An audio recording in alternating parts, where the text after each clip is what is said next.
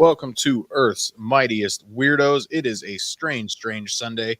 First and foremost, happy Mother's Day to all the mothers out there.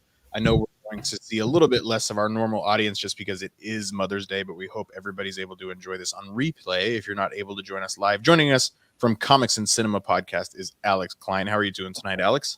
Doing well. Happy Mother's Day to everybody out there. Just like with Spider Sunday, we're going to have many, many weirdos jumping in throughout the multiverse, but Alex and I are both here for the long haul. Speaking of the long haul, Alex, you already had one in regards to this movie. Why don't you tell us about what we got looking forward to on Comics and Cinema? That is correct. Our good friend Ryan and I spent a good chunk of time talking about Doctor Strange, and the video version of that will premiere on Tuesday night, same time as the live streams. But if you'd like a sneak peek, the podcast version is available as well. I think it clocks in at 2 hours and 40 minutes. So we broke down as much as we could about the movie and talked about some predictions, a lot of cool, fun stuff. But yeah, so that was earlier today. So it's been a day. If you want to do even more of a deep dive on this film than what we're going to do, our hope is to keep this around 90 minutes. So we're going to have a couple of different people coming in. We're going to try to stay at least as structured as we can to be able to do that. But Alex, let's give people just a general idea of where you and I both stand on this movie. So with Spider Sunday, we kind of developed our new rating system when it comes to films. We went Cold Stone style because it is the MCU. You got to just simply start with I like it. But then you've got I love it, and then there's I gotta have it. Alex, I've dropped it in there with our segment with Kara. I think I'm lactose intolerant on this film. I just don't like it. And we'll talk about many reasons why. There's stuff in this movie I do like. I've got a Mount Rushmore of moments that I do like. Okay. But there's a lot that I just really, really struggle with. And I canceled my third and fourth viewings because after my second viewing, I hate watched it. I went to it on Thursday afternoon, and then the second time I went in, I just got very annoyed, and that wasn't good for my mental state, if nothing else. And it really bums me out to not love an MCU film. So I've only seen it twice. I feel like I know the film pretty well after those two viewings, but I'm going lactose intolerant on this one. It's just not my thing. How about you? Yeah, so I also had two showings of it as well, two scoops, if you will. I was going to go see it for a third time, but with everything today and whatnot, I decided to just enjoy my Saturday. And I watched some reviews instead, which was kind of just the same. It wasn't exactly the same. It made me want to go back and see the movie. I am on gotta have it. And I think it's similar to, I think what I said for Spider-Man, I gotta have more of it. And yeah, I loved it. And I think we're going to have a really interesting conversation on this one because it does feel like we are on opposite ends of the spectrum, which is cool because, and I talked about it in the podcast episode, that this movie, it almost feels like we got, brief glimpses of it in certain others, especially in Eternals. But this movie's got some divisive qualities to it that I think is going to start separating the Marvel movie pack for a lot of people, which is cool, right? Everyone's rankings are going to start changing. Yours definitely is not going to be the same as mine anymore with where this movie falls. So yeah, I really loved it. Where did you have the first Doctor Strange ranked? If you had It was middle of the pack, I'd have to check. I really enjoyed it. I liked it a lot. That movie means a lot to me just because I'm such a huge Doctor Strange fan, and it also came out like a week or two after my wedding, and then it was during a big election year as well. So a lot was going on with that. I think I gave it an 8 out of 10. Let me check real quick and I can tell you though, because I'm looking forward to a rewatch with it. Yeah, I have it sitting actually at number 19 in the list, which again is still in a pack of 8s, which is great. But yeah, it's like middle of the pack sort of thing towards the bottom. Okay. Yeah, I think we did the MCU ranking, and I think I had it in at 26, something like that. Like, there's a lot to love about the first Doctor Strange film, but when we're talking about the 26th best MCU film, it's not that it's bad. It's just that there's Right. You got to put it somewhere in the rankings. And this one's coming down. I mean, we've got Thor: The Dark World, now we've got Strange the Darkhold. Like, that's kind of where I'm at. Like, I'm definitely in the bottom 5. I don't know where it lands yet. It's not fair to rank it right now because it's so fresh. But I do have positive things that I want to say about it. The first thing on my Mount Rushmore, I'm just going to go in chronological order of the film. The first one was when Do You Know a Witch? And we get the WandaVision theme. I think that was brilliant, and I really liked that. Spoiler alert, I love WandaVision, which I think is a big reason why I have a lot of struggles with this film. And we're going to talk about that, especially with Jim, when we talk about Wanda's arc in this film. Number two and three kind of go together. I'll go, like I said, in chronological order. Number three was the reveal of the Illuminati. I'm super bummed that we only got 838 Mordo. We didn't deal with 616 Mordo at all in this film. But the reveal of the Illuminati, with Anson Mount being Black Bolt, with Haley Atwell as Peggy Carter, Captain Carter, and then of course John Krasinski as Reed Richards. I'm team. I don't want John Krasinski as my full-time Reed Richards, but if we're gonna get it this one time, I'm completely good with it. And then Charles Xavier comes out in his yellow wheelchair, and we get the X-Men theme. And we'll talk about this with Kevin. He made an observation in the score at the end of the film that we'll talk about with that X-Men theme. And then for me, the last moment is anything that Wong is a part of, I think is brilliant. I think Wong is such a fun character, and I love him as the Sorcerer Supreme. So, Alex, what is on your Mount Rushmore of this film? Yeah, I've got a weird Mount Rushmore, and I'll start by saying the first thing, and I guess we won't count it because it's technically not a moment, but the first thing being Sam Raimi's filming style for this movie. That would be my favorite thing about it. There's probably like 15 or 20 different moments in the movie that keep coming into my head throughout the last few days of different shots of people's eyes or of really cool moments. So if I could count that, I would. But my 4 movie moments within, first one is Doctor Strange jumping out of the window at the wedding and putting his cape on. I loved that scene. It gave me a lot of Spider-Man vibes. And it just was cool to see a hero get into his hero garb, and people got kind of excited about it, like the other people in the crowd. The mention of incursions was my next one, and I think these are in order. So yeah, mention of incursions, that's huge, and we will get to that when we talk with Kevin and Ryan later about the Illuminati and future predictions. Wanda killing the Illuminati was another favorite moment for me. And I completely agree with what you were saying too. I really liked John Krasinski, but I do not need him again. I was never on the John Krasinski train as much I love John Krasinski, but he's just not a Reed Richards to me. But he did great in this one as a variant Reed Richards. And then the final one being America taking Wanda to the 838 universe for her kids. The whole bit of the Wanda's confronting each other and her telling her that that thing had me almost in tears. I was choking up during both of my showings. So I was like, that's a big moment. Yeah, that was brutal. That was absolutely brutal. Well, let's find out what Jack's thought of it, and then and then we'll come back. It'll just actually be the two of us. Alex, Sarah was supposed to join us, but she had a family emergency. So when we come back, it'll just be the two of us, and we'll talk about Steven's relationship with that brand new character of America Chavez. No problem. Okay, we are going to get started first with Jax, The World According to Jax. He's going to get us started. Jax, what did you think of this movie? I thought it was good. You really liked it? It's not my favorite Marvel movie, but I liked it. Did it freak you out? Yeah, in some parts. Yeah. Well, you're going to give us your Mount Rushmore of moments. So what were your 4 favorite moments of the film? So number 4 was fighting that weird one-eyed monster that looked like a Rathtar. The Rathtar from Star Wars? Yeah. Yeah. What did you think when his eyeball got sucked out of his head? That was what? Crazy. Crazy. Yeah. What about number 3? Number 3 was when Wanda fought the Illuminati. Yeah, that was pretty dark, right? Yeah. Yeah. What did you like about that? I thought it was just cool to see how everyone died. Okay. Wanda's pretty strong, huh? Yeah. What was number 2? Number 2 was when Zombie Strange came alive. Oh, yeah. Yeah, it was pretty weird, huh? Yeah. Did you like it? Didn't you think his face looked a little weird with that mask? Yeah. Yeah. Did you like seeing his teeth when he talked? That was a little weird. What about number 1? What was your favorite part of the whole movie? Seeing the Illuminati for the first time. All of the Illuminati? Which one did you like the best? Mr. Fantastic. Oh, Mr. Fantastic. That was pretty cool, huh? What about Captain Carter? That was pretty neat. Yeah, it was. And then when Professor Xavier came out with his yellow chair, yeah, that was pretty cool too. Everyone went crazy. Was that? Everyone went crazy around the theater. Yeah, everyone went a little nuts, right? Yeah.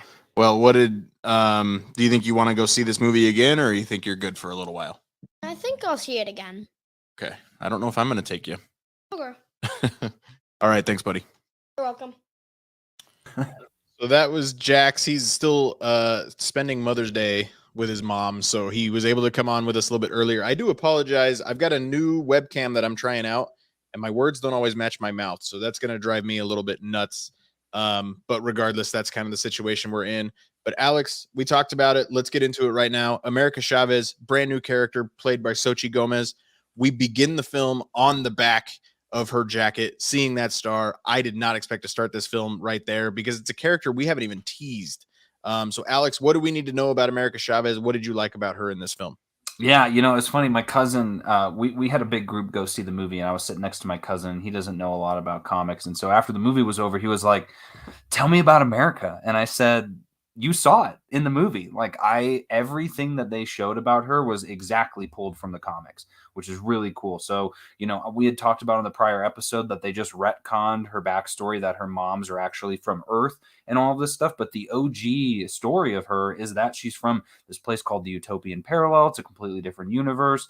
And you see it right there. Her two moms show up. She gets bit by a bee, and that's how we figure out, that's how she gets her powers in a sense, or manifests them. But I loved her character. I thought she was awesome. She had a couple moments where I was like, she's definitely 14 years old. But I gave her a pass on that because some of the other moments I was like, wow, she does not seem like she's 14 when she's, pulling off some of the great work that she was doing alongside Benedict Cumberbatch. So I'm pleased and welcome to Xochitl Gomez for coming into the MCU. It's a great place to be. Glad to have her here. She's got to be the youngest person to join the MCU at this point of being like a comic book character, besides maybe Iman Vellani. Yeah, I was gonna say Iman Vellani might give her a run for the money, but I really don't know. If you had to guess before we get back into her in this film, do you think America Chavez will show up in Miss Marvel? No. I mean, maybe at the end.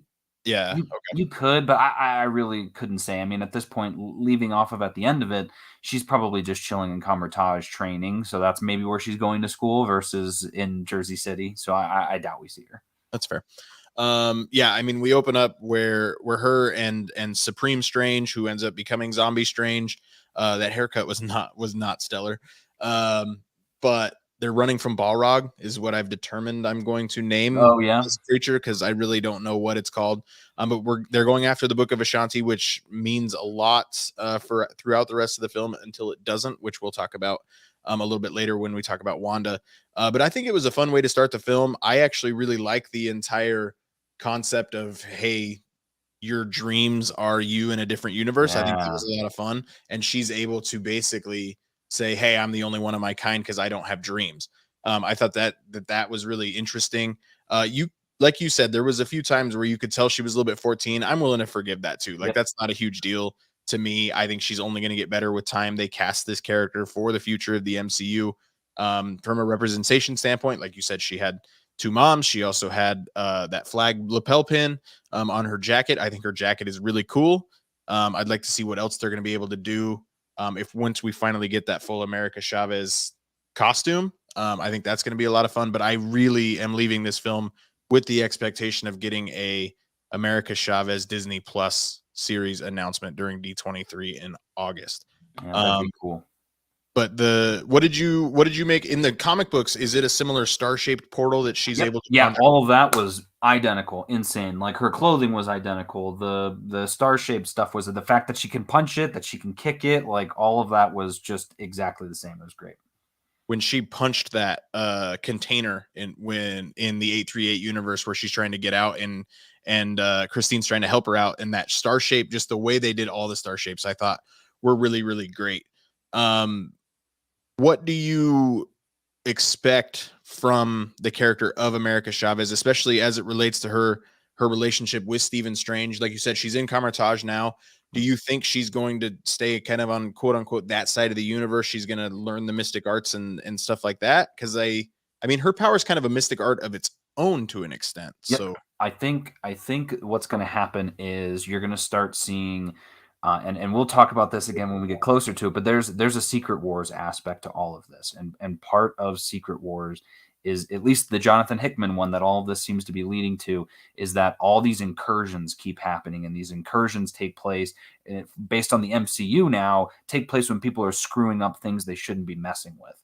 And so you've got people reading the Darkhold when they shouldn't be. You've got Sylvie killing Kang. You've got all these random things. I don't think that her punching through multiverses is like, there's no consequence to that. You could just punch through as many of these as you want. Like, I think that is going to come to a head at some point, to where it's not the worst thing in the world, but that like maybe it's speeding things up, or that she's going to be used to help try and stop incursions. So I think she's going to be close to Doctor Strange, because he's going to be kind of in the middle of that. And I think she's at Kamar-Taj because she knows how to break through to the other side, basically, but she doesn't know. I mean, she got it right. She came up in the end, but she needs more training. And I took Kamar-Taj as like Xavier's home for gifted youngsters, basically. Like she's there to learn some skills. And I think, but easy enough, I'm sure she could learn like a locating spell, to where she, uses her power to crack open a multiverse where her parents are, and then uses a location spell to say, yep, they're in here, let's go. Like, I think the magic will help her find her parents. Yeah, that'll be a lot of fun. I would assume that to be the main premise of her next story, wherever that story takes place, whether it's Disney Plus or Doctor Strange 3 or whatever. But that would absolutely make the most sense. They tease that obviously throughout the entire time. One of my biggest complaints with the film, one, I think a lot of the direction given to her was simply just scream, which again, she's 14. It is what it is. But two, I think it just came super, super easy that all of a sudden she had her powers under control. That didn't really work for me. Part of it was I was taken out of the moment by that very obvious mask on Zombie Strange's face, that just with the actual actor's eyes underneath that mask, looking at his teeth was very like Harvey Dent, Two-Face, Dark Knight stuff. Like, I was honestly okay with that, but she can't control it until she can. And there wasn't a lot of explanation to that. And that was one of the things that really just didn't work for me.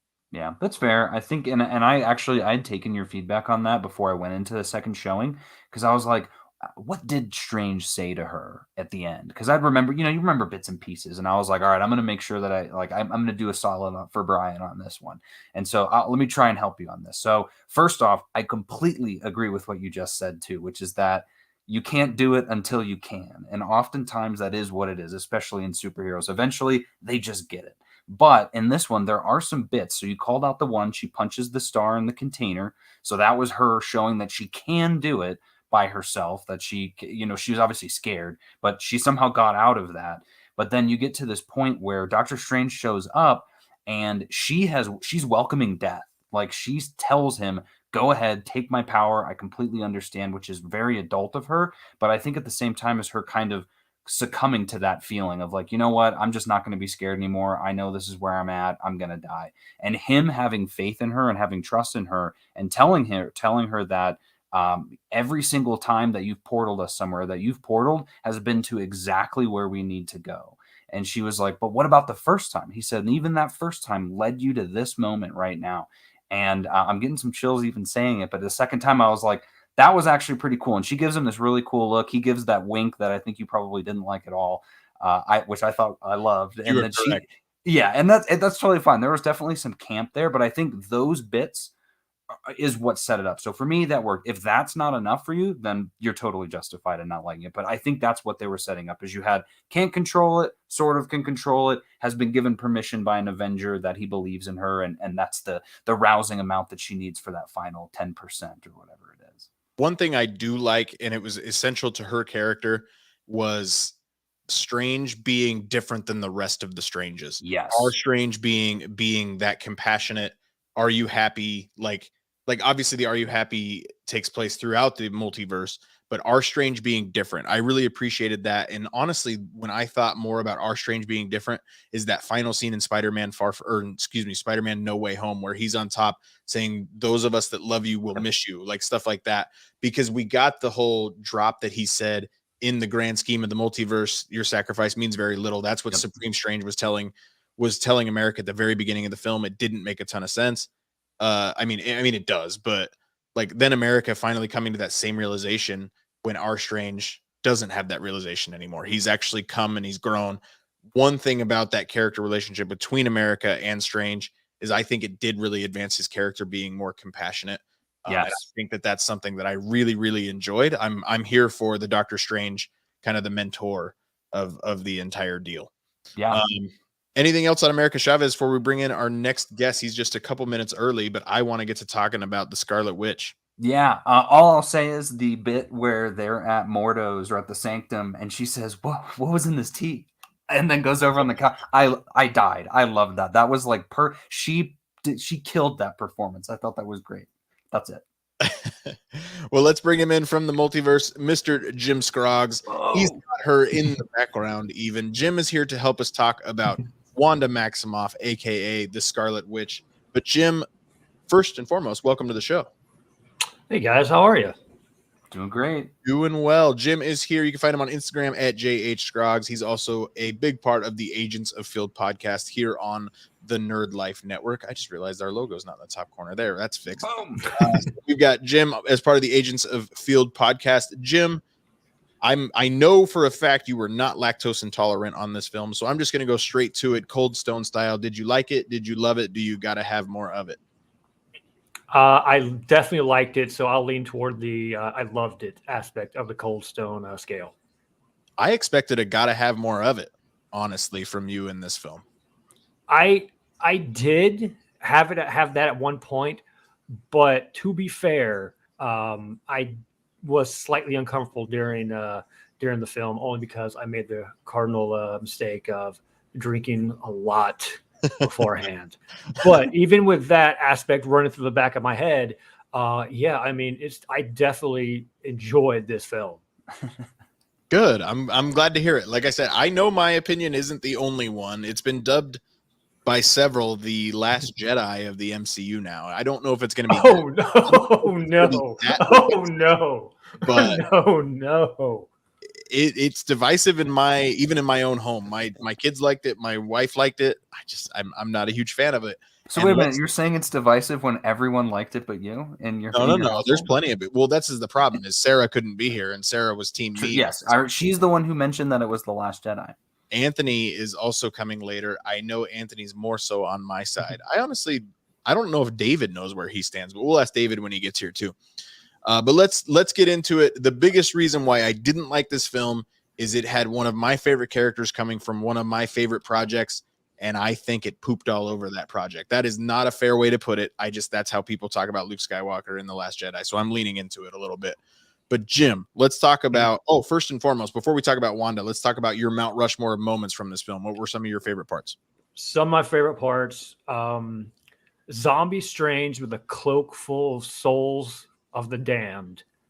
That sentence alone is metal in itself, but the image of that should straight up be painted on the side of a van in 1975. I'm just picturing the character, Chris Pratt's character from Onward, driving around with that on the side. Yes, absolutely. That one. That van that's the van where they should have this image of it. I thought that was great, honestly. Like, this is incredibly metal right now. Okay. Number two, hearing the X-Men theme, the one that I grew up with, very briefly, but hearing that along with, for the most part, a animation correct Charles Xavier. That's just something I never thought I would see. I mean, I think a couple of years ago, we all kind of, at least me, in my opinion, I kind of resigned to the fact that, probably never see Charles Xavier again. But, he did a fantastic job with the films that he was in during the Fox era. But seeing him come back with the floating chair, the yellow floating chair, was so awesome. One of my criticisms of this film, it's silly to say because two of my four things were musical in the WandaVision theme and the X-Men theme, but I think Elfman's score was way too heavy-handed and often too loud for the dialogue that it was playing over. But I'm not a huge Elfman guy either. But I'm glad that X-Men theme landed with you as well. How about number 3? Since you mentioned it, the music fight. My least favorite part of the film. So you have to understand, I played trumpet in high school and college for roughly 7 years. So anything with musical notes, I just automatically gravitate to. But seeing how they did it, I was like, you know what, this is actually kind of cool. And you're right. Because I know a few weeks ago at Coachella, it seemed like Danny Elfman just went ham on everything that he has ever touched. And a part of me feels like he was probably still in that mindset. So, and there's a cat in front of me. So if you see that soon, there you go. Yeah, I think he was still heavily influenced by preparing for that, preparing for that performance. So honestly, I dug it. Toccata and Fugue got some Bach in there. Like I was on board. It was great. The electric guitar riffs really took me out of it. Again, I think I know a lot of the criticisms I have are going to be things that a lot of people like. I hate the music note fight. I hated it, and it's going to come up many times tonight. Number 4, Jim. Number 4, honestly, just seeing the Illuminati. This version, I guess, of the Illuminati, because in the multiverse, who's to say there's not an Illuminati elsewhere? At least we know in the comics it's a completely different lineup. Not completely different, but for the most part, a different lineup. There was no Tom Cruise, Tony Stark on the Illuminati. That's true. That's a rumor that I heard going into it, that like it was happening, which I'm like, okay, fine. Even though I wouldn't consider myself spoiled in that, it's more like, well, it's not in the marketing, but I did the right before the movie started, I kind of just fleshed everything out and was like, you know what, let's just see what Sam Raimi is going to show us. But seeing Monica Rambeau, I'm terrible. Is it Monica or Maria? Maria. So sorry. Maria Rambeau. I'm really sorry, everyone. See Maria Rambeau as Captain Marvel. I thought that was great. Obviously, she was in the promotional, so I knew that was happening. Peggy Carter with the first Avenger Alvin Silvestri theme. That was great. Even Anson Mount's Black Bolt. And I'll be honest with you, I haven't seen a second of Inhumans, but I still appreciated that. I can tell you that few bits that you got in there is better than the entire season. That's what I've heard, even though there was a gigantic bulldog. And listen, I've been off this train for a while now because it's like, fan casting, all that. I think you know where I'm going. You know what? I didn't mind it. I didn't mind seeing Krasinski as Reed Richards. I legitimately didn't. So, I think that might have been a nod to, the fans and obviously the fan art that we've seen plastered over the internet for years now. But I mean, if I don't see him as Reed again, cool. I totally understand how they would want to get their own version of the Fantastic Four and all that. But I really like seeing that. I thought that was really cool. Coming soon to an episode of Earth's Mightiest Weirdos will be a simple hour-long episode talking about the Illuminati and what we took from this scene, because there's a lot in it. I want to talk about Reed Richards and how every other actor was played by their 616 variant actor. Does that mean this is a casting announcement for Reed Richards? Maybe, but we really don't know, because all the Spider-Men look different, but none of these other people did. So, but this is not the Illuminati segment. This is the Wanda Maximoff segment. I loved WandaVision. I thought we ended WandaVision by Wanda actually learning from her mistakes. She simply doubled down. The Darkhold took a hold of her. Sure. 1, Agatha had the Darkhold for centuries and never did anything quite like this. 2, once the Darkhold was destroyed, Wanda actually doubled down and became an even more evil human. I'm really bummed that Wanda's character was not the same character that we got in WandaVision. I really wanted her character to have grown from that experience, and instead she almost forgot about Vision and only became focused on the boys. I also want to know who the boy's father is in these other multiverses. But regardless, why am I wrong? We'll start with you, Jim. I think you're wrong only because, well, not only because, the grief that we saw Wanda experience mainly was over Vision. I think when that final sequence of the red cloud or red reality or whatever sweeping over and everything kind of dissolving away, that was her getting over Vision.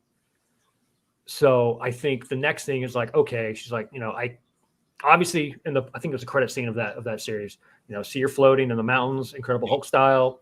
Yeah. And you still heard her kids. And I think I'm not a parent. I know Brian is, but I think losing a spouse might be slightly different than losing kids.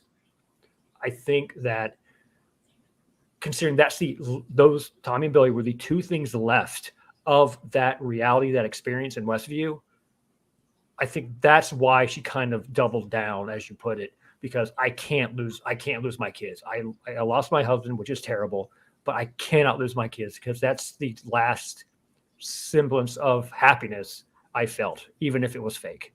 But she tucked her kids into bed at WandaVision. She seemed to be completely at peace with with what was happening, knowing the kids weren't real. I think your response to that very well could be, well, yeah, she thought they weren't real, and then delved into the multiverse and found out they were real in every other universe. Again, Exactly. who were their father? Go ahead, Alex. No, and I think, man, there's a lot going through. I'm trying to think. Jim, you said something really great. Oh yeah, I wasn't even thinking about of like that she got over Vision, and so now it's over. Like that's brilliant. I think that adds a lot to it as well, especially because the show's called WandaVision and not Wanda Kids or whatever that ends up being. But yeah, no, I think For the children. Right. So when you look at it, at least the way that I looked at it, Wanda's like one of my favorite parts of this movie, and I think this is the like perfect trajectory for her. I understand that this is her trajectory in the comics. So if you go, oh, they're following the source material, but even if you're not a fan of the source material, it's totally fair. But I think the thing is that she has been through so much. And she's had absolutely no one supported her. The only time she ever got support was through when she was with the Avengers for a little bit of time. But even then, none of them were, besides Vision, were asking, how actually are you doing? Which we see in that 8th episode. But, she has no support system. She loses all of that stuff, which all was created by accident. So the only thing she actually created was her kids on purpose. The rest of it was all because of her grief. But then she's presented with this book that tells her that she can find her kids again. And it's almost identical in a sense to the Dweller in Darkness telling Wenwu that his wife is alive and he can get him. Instead, this one's actually even more real though, right? Like she actually could go if she wants to. But I think it made so much sense in terms of her being corrupted, but in her just not even being fully healed. I mean, she tucked her kids in and she kissed Vision goodbye. But that doesn't make her better now that she knows that she made a mistake here. Like people still stumble. And she is the type of character that stumbles a lot because she has no one to help her up. She's by herself. She's always been by herself. She doesn't have a brother anymore. She's living alone. So to me, I thought that was the perfect character piece for her because now we get to see later, how is she going to come back from this? Because now we've got House of Harkness coming up. Agatha said, last thing she said to her was like, you're going to need me. And yeah, she definitely did need Agatha because she didn't know how to do her powers. She basically let herself take over herself. And you see that in the Xavier scene too. So I just thought that there was so much nuance to this. I think we gave Elizabeth Olsen another opportunity to play a slightly different version of herself in the best way. I mean, I think she has one of the best character arcs in the MCU now because of this, that, you've gone from whatever to bad guy to good guy to great person to great heights, and now she's back down. Like we're following her journey, and I think we're going to get to some healing in whatever we see her next. I left the theater after the first viewing thinking she was legitimately dead. She's not dead. She's coming back, right? The building falls, and you see the minute you. First off, I didn't see the red rule of film. If you don't see a body, they're not dead. We don't see America's parents' bodies, and we don't see Wanda's bodies, but you see that red mist that comes out right at the end, which could just be her teleporting away, which I would have done in her situation. Like I destroyed every Darkhold in every universe. That's a good start, but I'm going to go exile myself and think about what I've done because I was in a fog for the last, 6 months or whatever. My other thing is in WandaVision, she was so conscious of what was happening. The kids were in bed because this was a painful thing. She wasn't inflicting this pain on the children until basically she had to. In this one, she's mowing down people left and right. She's killing anybody and everybody that stands in her way. And that's not her personality. That's not her character. Even when she was evil with Ultron, she wasn't killing people. Right. But there's one factor that's different between all of those instances, which is that MacGuffin of a book that would definitely corrupt her into killing people for sure. Yeah. And I think the blind rage, frankly, of trying to get her kids, that was 99, if not 100% of her motivation, if that's what you want to call it. And don't get me wrong, as much as I love the Illuminati, I was not sitting here like, oh, Doctor Strange needs to stop Wanda. I was like, watch half of that. I'm like, yo, she's easily the most powerful Avenger. Sorry, Thor. But I think that you're right. Way Elizabeth Olsen played just this whole movie was just up in her game up, and I can't wait to see what's next, honestly, because she's probably right now, and everyone knows how much of a Spider-Man fan I am. I love Wanda. Like she is so Wanda and Scarlet Witch. No. And I mean, I know I'm never going to come around on this particular part of the film, which means I'm never going to come around on the film, which is where I've resided myself. I completely understand that. And I'm glad you guys are able to see this. And again, Alex, I'm not coming from it near as much from a comic based standpoint as I was. I didn't see this as the natural trajectory. I wanted to see Wanda like eventually harness her powers, and eventually I will. But I mean, if the world's going to operate on the ebb and flow of her emotional health, I don't know how I feel about that. I don't know if we're going to get a House of M adaptation once mutants are part of the whole thing. I know that's life. You have good days, you have bad days, but it's just I don't know. It didn't work for me. I thought this is where we were headed in the middle of WandaVision, but then the way WandaVision ended, I really didn't think that we were headed this way. So. I'm willing to take in I was wrong because I was, but it just not what really worked for me personally. Maya says to focus on her kids was weird to her. It would have made it a little better if she was trying to find a multiverse with Vision and her brother too. To Jim's point, you get married knowing that your spouse could die. You don't have kids ever considering that you're going to outlive them.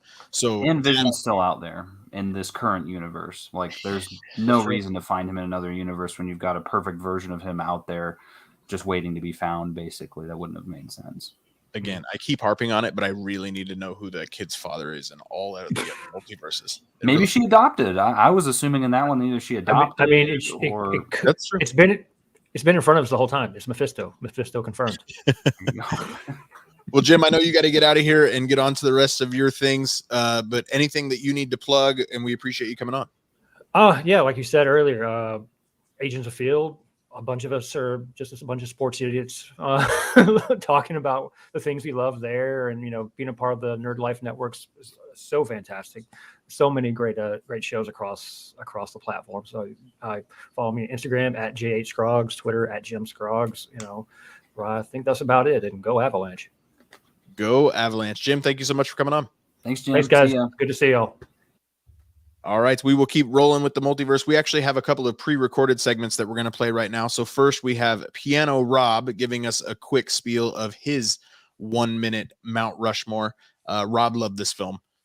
Just like you guys did, Alex. So like I said, Sarah didn't come, so I'm feeling a little ganged up on right now, but that's okay. I hope it doesn't feel like I've been pretty. I thought no, you're good. No, and by all means, everybody can gang up on me. That's fine. I like to be in the minority of disliking something in the MCU. And then so right after Rob, we will talk with Kara. You and I talked with Kara about the relationship between Stephen and Christine Palmer within this film. And then Lucy's joining us from across the pond over in Amsterdam to give us her Mount Rushmore of moments as well. More for Doctor Strange and the Multiverse of Madness. First, everything with the Illuminati. That whole scene from start to finish. Who was introduced, how they all got murdered, Black Bolt, her sealing his lips. Great. Number one, all of it. One thing. Could have been everything, but it's one. The whole thing. Number two, Rushmore was him letting America open the portal at the end because he always had to hold the knife. So that's why he's better than all the other Stranges. And I love it, the character arc. It was awesome. Number three, when they're plowing through all the different multiverses, that is awesome. It shows us all the possibilities that could happen in this thing. And number four, and nobody else is going to agree with me, the music fight, the musical fight. That was great with the internet. That was so comic book and so Doctor Strange. And how often do you get to see music be the hero? Like, I don't know. It was great. They were using it as a weapon. It was great. That's my Rushmore. Love you guys. I'll catch you later. All right, we are jumping in from the multiverse, from a different day, a different timeline, a completely different timeline. We are welcoming to the show Kara. Kara, how are you doing today? Good. How are you guys? Doing well. Doing well. Kara, I know you're like me. We're asking everybody, do you like it? Did you love it? Do you gotta have it? Or are you kind of like me and you're more lactose intolerant around the whole thing?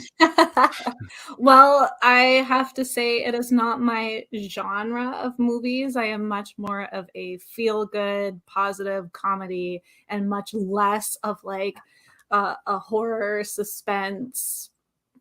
I don't even know what genre I would put this movie in at this point. I liked it better than I expected to. I expected to hate it going in because I thought I would be too scared the whole time. So I liked it better than I thought I did only see it yesterday, so I think I'm still kind of processing what I did like, what I didn't like, and my overall feelings about the film. But there was some good stuff in there that I'm excited to talk with you guys about.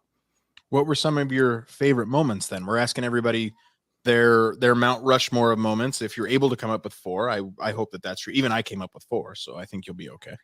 Okay. I loved the Illuminati part. I had no idea. I guess, completely missed all those promos. I typically don't watch previews before or trailers except for the first one for any Marvel content, which is obviously a good thing because I guess that was spoiled for a lot of people.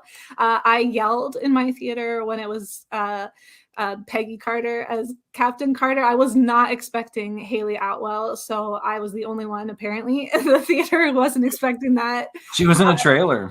Yeah, apparently. Yeah, I did Insane. see like a small piece of the shield, like the Captain Carter shield in a trailer, and then I had stopped. Well, it was watching. it was in the poster, so like I knew it was gonna come, but I don't know why they put it in the trailer. It's so annoying. But Haley Atwell was in the poster? No, just a bit of her shield. Oh, okay. Yeah, but I don't know how you bring Captain Carter without Haley Atwell. I just expected that at that point. But yeah. Yeah, see, I did not. John Krasinski as Mr. Fantastic. That also, I was so excited, and then immediately devastated on both fronts. Like both those two. I think that was pretty rough for me. I liked Wong. Wong's got to be in my top 4. I always love him. He's got to be one of my top MCU characters in general. I like that Strange is coming up with this like mentor persona. Like we had him as Peter's mentor in Spider-Man, and now we're having him mentor another kid, which I thought was very interesting considering his origin story and how we met him, which was a very inconsiderate and rude, kind of self-centered man. So I think watching that come through has been pretty cool. So that's three moments. And then you're helping us talk about Stephen and Christine. Yeah. Let's talk a little bit more about Stephen being very self-centered, and we'll talk about that in just a minute. But I would love to hear a little bit more, or what your 4th moment would be. I think Stephen and Christine, like their dynamic and their relationship and kind of how complicated and invested I got in their relationship throughout had to be in my top 4. So Alex, I would assume you were with me. I think we expected 616 Christine to play far more of a role in the film than she did. We instead ended up getting a lot from Rachel McAdams in the 838 universe, and then obviously time jumping with it. Alex, what did you make of the entire, especially the 838 Christine Palmer? Yeah, I loved it. Rachel McAdams, a huge fan of her, love her work. And so when she was in the first Doctor Strange, it was like awesome. But I think I was like a lot of other people of she's the arm candy of Doctor Strange, right? And she has some pretty badass moments in that movie where she tells him what's what and then leaves him. But when you see it in this movie, like, okay, we're opening up with her getting married. In her arc as that Christine, what more is there to tell, right? Like she's getting married, she's basically getting moved off the table. So I was like, wow, that's pretty bold of them to put character posters of Christine and all of this stuff for her to just be gone. And then when that reveal happened, I was not expecting that. And I was like, oh crap. I didn't say crap, but I got super pumped when I saw it because she was such a nuanced performance too, where she was much more serious. She knew the calculations of the multiverse too, where she was like, I don't want anything to do with you. This doesn't matter. Like, I loved that. But then you get to see the Christine we always wanted, which is being an active participant with Doctor Strange, as opposed to being some foil for him. So I thought that was awesome. She did a great job. So Kara, you said that Doctor Strange taking on that mentor personality, he's always kind of, especially in the first film, kind of self-centered. It really rubbed me the wrong way, even the first viewing, that he took time at her wedding to want to have the conversation about what they were and how he was basically apologizing for not being on the other side of the altar. And I hated that. I hated that a lot. Am I like missing the boat here? Does anybody else feel the same way? Yeah, I mean, that's definitely an inappropriate thing to do. Like, it's never appropriate. Like if an ex came up to me at my wedding later this year and was like, hey, like, don't you ever think about us? I'd be like, no, like, thanks, but no thanks. I mean, obviously there's still a little bit of him left in there, like his old life that's left in there where he feels like he deserved that, or that he wanted to have that and lost it, and cannot like bring himself to be like, oh yeah, let me meet your husband, he's a fan, like let me go talk to him. No, it's still like the conversation is still about him. But Yeah, she looked beautiful. I have to point out her wedding dress, her hair, her makeup, like, man, she looked beautiful. That just really bummed me out. And then Dr. West, like, well, you did all this, but you didn't get the girl, kind of rubbing his face, and it's the only thing he's got. Alex, I will say, as I just got back from a wedding a weekend ago, that I feel like there's always something awkward that happens at weddings. And I personally thought that scene was perfect because you see Doctor Strange having a couple of drinks. The guy's got a little bit of alcohol in him, and he just got done saving the entire universe and probably hasn't had a chance to talk to Christine. So to me, this was like the perfect awkward way of bringing it up. But not only that, but it gave Christine the agency to turn him down again, but to actually give him good reasons why. And I just loved the evolution of both of their characters in that moment, because she says, you're the guy that has to hold the scalpel. I understand that now. And like, she's like, but I could never love you for it. She's like, I could respect you for it, but I could never love you. And he just takes a breath in and says, how long were you keeping that one in the barrel? He doesn't get upset. He doesn't get annoyed by it. It's like, that was their closure moment, was him being like, yep, I get it. I screwed up. Yeah, he should not have done that at a wedding. But again, like, when else is he going to be able to do that? The guy wasn't even around. So, and then he's like probably a little annoyed too by the fact that the guy wants to see him be Doctor Strange. But yeah, so I thought it worked well. Yeah. And I guess there's no other time in the film it fit either. And you needed that line of, you held the knife, because 838 Christine drops the exact same line later in the film, and it needed to be in there. So, well, and you need the "Are you happy, Stephen?" line, because that's like a through line for the entire film. That's what kicks it off. Yeah. There's a lot of maturity that comes with Stephen and Christine that starts in that scene. Alex, you mentioned just like not having any emotions of like, you could have been this, or, why weren't you like this? But just, I always loved you, or I respected you, but I could never love you because of that maturity that's there. Like, if you could have a conversation like that in real life, breaking up with your ex or whatever, like, that would be very abnormal and mature. And I think like we see that throughout the whole film in all of the different universes. We see maturity in their relationship, which is something that because of Stephen, they didn't have in the last movie. I think I liked seeing her be kind of Steven's protector of the body while he was dreamwalking through Zombie Strange. Like, I think I actually liked her having that hero moment. Yeah. And then it was all completely undercut by "go to hell." That line was so good, Brian. That was like the best kind of camp. That was straight. I feel like there was a same line of that in Drag Me to Hell, but like grabbing some random mystical object and lighting it with a candle and being like, "Go back to," like, I don't know. It felt perfect for a Halloweeny movie. It bummed me out, man. I just thought it was so corny, but that wasn't even the corniest thing that happened in that room. Music note fight.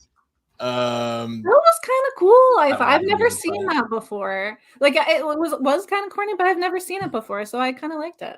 That one note with the harp. Yeah. Oh, that was so good. I'm triggered. Is there anything else on Christine Palmer and what you liked about? In my opinion, one of the stronger performances. This film was full of strong performances. What I didn't like about it wasn't the performances at all. It was just other stuff. But I think Rachel McAdams did a lot of really good stuff here. Yeah, she was great. I think that watching their relationship through different multiverses was, I don't know how to explain it other than if you have to watch it to understand. That whole concept of like, I've loved you in every universe was very touching. I thought the love that they have for each other, that you can see it through every universe, through every version of themselves, that their love is something that even though it didn't work, that they had so much love and respect for each other that it crossed over literally different universes, different versions of themselves, I thought was really special. I think in the MCU, we get so many different types of relationships. We get bromances and girlfriends and, you know, romantic relationships. And we do have some like really good platonic relationships in there now, but to have this like this love that's a different kind of love, I thought was a piece that, you know, we haven't seen yet, and also a piece that I thought to be really well done. Yeah, I loved when she when they're having that talk at the very end, and he says, "I love you in every universe," and then he, you know, has that vulnerability to say, "I was scared, like I'm scared." And again, classic movie trope would be her, you know, she puts her hand on his face, we get a beautiful kiss, and then things happen. I love that she doesn't kiss him. She doesn't even say that she loves him back. She just says, she says, face your fears. And I thought that would, like you said, it was like an unrequited love. They know they can never be, but that doesn't stop them from loving each other, even in other universes. And they're also smart enough to know not to mess with, you know, dating across the universe, which is great. Yeah. And I like that in the first movie, we see Christine go out of her way to help him all the time. Like she's always pushing for him to succeed and pushing for like his encouragement and all that kind of stuff. In this movie, we finally see him realize, okay, she also like, let me push her to have her, you know, success and let me encourage her. So that was cool. So there's a lot of like his character arc that happened in this movie, regardless of how, you know, we feel about the whole storyline and all of that in this movie and in previous movies like the Avengers and Spider-Man and all of that have been really, really great. The third eye, if we have to look at that forever, I don't know how I feel about that. But do you guys think that he will end up with another partner in the future? Is that something? I mean, they gave him one there at the end of the movie, who he is married to in the comics for quite a long time. Oh, okay. And I'd be fine with seeing Charlize again. Yeah, that. More, please. What's that, Kara? What was that character? I didn't know who she was. Clea. So she's also a sorcerer. In the comics, she's the sorcerer supreme of that dark dimension. But we don't know what they're planning to do. But the fact that she's here now is, I mean, she was like Strange's equal in a sense, and so they kind of hit it off because they're both sorcerers and all of that sort of stuff. So they have a long I almost think they have a longer relationship in the comics than him and Christine do. Oh, okay. Well, then that's a good way to end this movie, I guess. Yeah. Christine was also at the center of my favorite scene in the first Doctor Strange, where he's helping her operate on his own body from like his. So I was happy to see Rachel McAdams at least see some bright points, because we really weren't sure what to expect. But Kara, thank you so much for coming on and sharing your thoughts with us. Yeah, thanks, guys. Yeah, thank you. All right, we are jumping in from yet another multiverse. Not as far away of a timeline. We're more in like the 738 universe or something like that. Not the 838, of course, but we're welcoming in Lucy. Lucy, you're from Ireland. You live in Amsterdam. You are the most traveled out of anybody that's been part of the multiverse. And how are you today? I'm good. Thank you very much. I'm excited to be here. We are excited to have you. So, Lucy, we've been asking everybody. Is Cold Stone Creamery a thing abroad? Do you know what Cold Stone is? All right. Well, here at Cold Stone, because it's America and we're all fat, the smallest size you can get is the like it size, then the love it size, and then the gotta have it size is the biggest. So we're kind of grading everything on that scale. However, I've considered myself more lactose intolerant, that I was not much of a fan of this film, much at all. So where do you fall on that scale? Wow. I think I'm on the like it scale. I went in with so few expectations and like no theories that I think I liked it more than a lot of other people, but it wasn't up there with my top Marvel movies. Are you a horror film fan? Are you familiar with Sam Raimi's previous work? I'm not a horror film fan. Okay. I am familiar with his previous work, but not enough that I kind of had any expectations or really knew what I was getting in for when I went to see it. Okay, and that's fair. So overall, so do you think it's the horror film that really didn't work for you, or do you think it was more just storyline wise that just things didn't add up? I think the horror bit actually worked for me, but I think the kind of like the beats of the story didn't work for me. I think I couldn't decide whether it was horror or whether it wasn't. And I think because it kind of went horror sometimes, some of the more emotional moments felt a bit cheesy, which That's is fair. unusual for Marvel. And so I think the combo of the two kind of didn't really work. The plot was good. I think the plot will seem better the more we learn about the multiverse. Yeah, that's a big part of it too, is we have no idea kind of where they're headed. All I know is I agree with Kara that if I have to watch a third-eyed Doctor Strange for the rest of the time we see him, I'll be a little bit bummed about that. But what were some of your favorite moments in this film? We're all talking Mount Rushmores. I don't know the Irish equivalent to Mount Rushmore, so just the 4 greatest moments in the Literally film. nothing. I don't think we have that many famous people. So, Rory 4 McIlroy, greatest moments. and Yes, that's it. Bono. That's about it. Druig. Yeah, true. Your favorite. Okay. Favorite moment number 1 is definitely the Wanda, the blossom picking Wanda to Scarlet Witch Wanda reveal. Mm-hmm. Huge fan. Okay.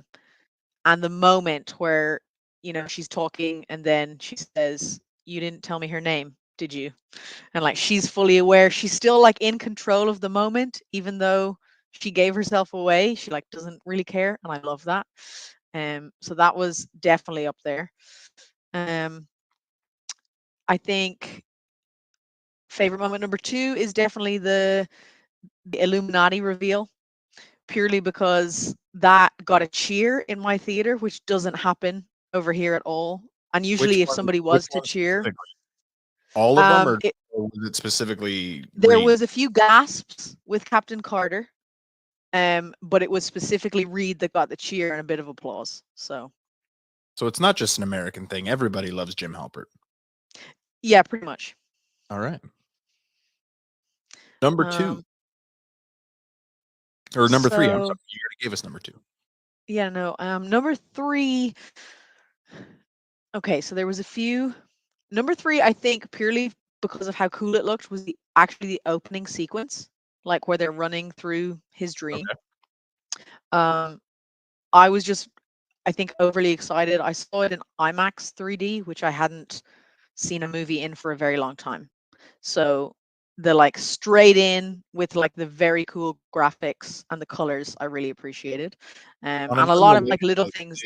Did they show the Avatar trailer in 3D before the movie too? They did not, which was like a Wow. real missed opportunity. They Yeah. showed another movie, like a 3D movie trailer, and I was like, Interesting. wow, they really missed a trick without the Avatar one. But Anyway, sorry, I was just curious. no, but that looked really cool. And so just the fact that it went straight in and like there was immediately kind of new characters, like you felt right in the thick of it, even though it turned out to be just a dream, like just made it very cool. So I appreciated that. You can tell that it's not up there in my top Marvel movies when, because it looked cool, was in my top 4 moments. Controversially, probably my other favorite moment was the music note fight. I don't get it. Like you're not even the first. You're not even the first to mention that on the show. Piano Rob is on. He's talked about how much he loved it. So you're not completely alone. I thought it was the most silly thing in the history of the multiverse. The fact that the harp note at the end was like, I was like, come on, that's too cheesy. That's too much.